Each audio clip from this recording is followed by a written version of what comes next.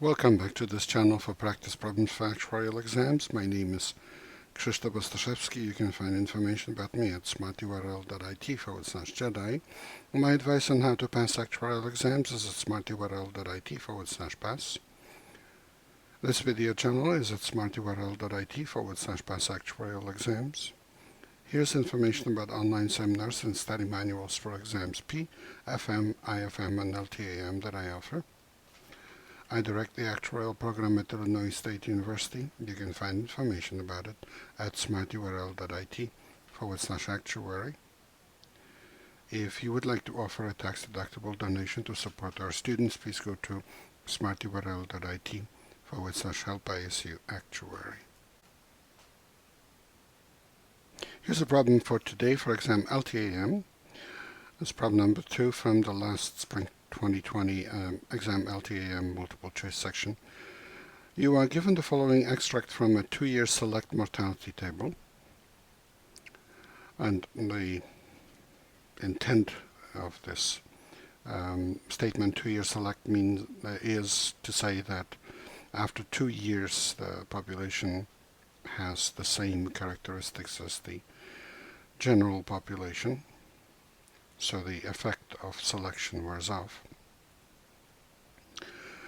And you have the data. You're also given that deaths are uniformly distributed between integer ages. Calculate probability of dying within 0.8 years for somebody who's selected at age 80 and is now 80.6.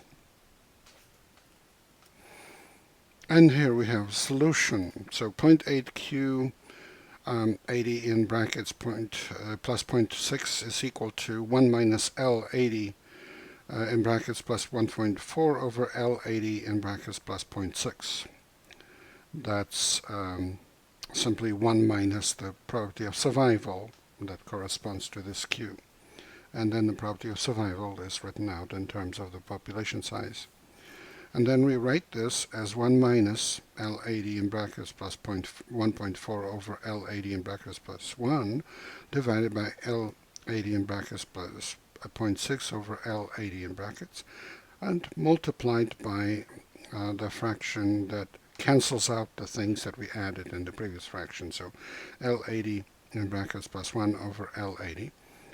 And that's equal to 1 minus 0.4 Q80 in brackets plus 1 over 1 minus 0.6 Q80 in brackets times L80 in brackets plus 1 over L80 in brackets. And the reason why I wrote it this way is so that we can use the most standard property of uniform distribution of deaths that you should know. It's very important that you memorize it for the test, that the 0.4 in front of Q, which is a subscript now, becomes a coefficient. So that's what we have in the next step. And then we write this Q as 1 minus P, and then 1 minus the ratio of the L's, just like before. And then multiply out by the L80 in brackets plus 1 in the numerator and L80 in brackets in the denominator. And this becomes 1 minus 0.6 L80 in brackets plus 1 plus 0.4 L82. Now, this is actually a very crucial point that I want to say, that all this work here was so that you can get the formula from memorizing that UDD implies that this type of a probability of death, 0.4 Q80 in brackets plus 1, under UDD is equal to 0.4 times that Q. That's like the property of UDD that you must remember for the test. It's simple, it's easy to remember, no excuses, you must remember it. But if you look at this formula of 1 minus L80 in brackets plus 1.4 over L80 in brackets plus 0.6, then you can also think about the properties of UDD and realize that this L80 in brackets plus 1.4 has to be actually equal to what we have here, 0.6 L80 in brackets plus 1 plus 0.4 times L82, effectively saying that this population at age selected at 80 plus 1.4, that this population size is a weighted average of the populations at the two whole number ages, integer ages neighboring it. That's what UDD is. The cumulative distribution function in that interval is linear. So the population size, which corresponds to survival function, is also linear. Therefore, the population size at the fractional age has to be equal to the weighted average of the populations at integer ages. So this is simply saying that we are still 0.6. Let me phrase it differently. We are 0.4 of the way from 80 in brackets plus 1 to 82, and still 0.6 remaining at the beginning of the interval. So 0.4 fraction coming from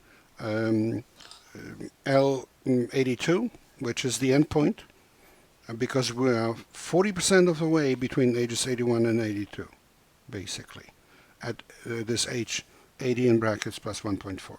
So that's 40% of the way at age L82 already, but 60% still at age 81, but it's really 80 in brackets plus 1.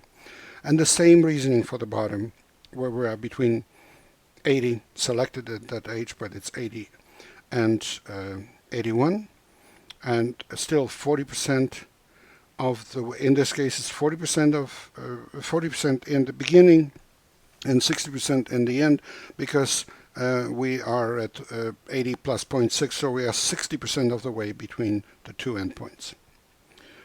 And now all we do is just plug in those numbers from the table given. So we just plug them in, do the calculation, comes out to be 0.07026582. That's answer D.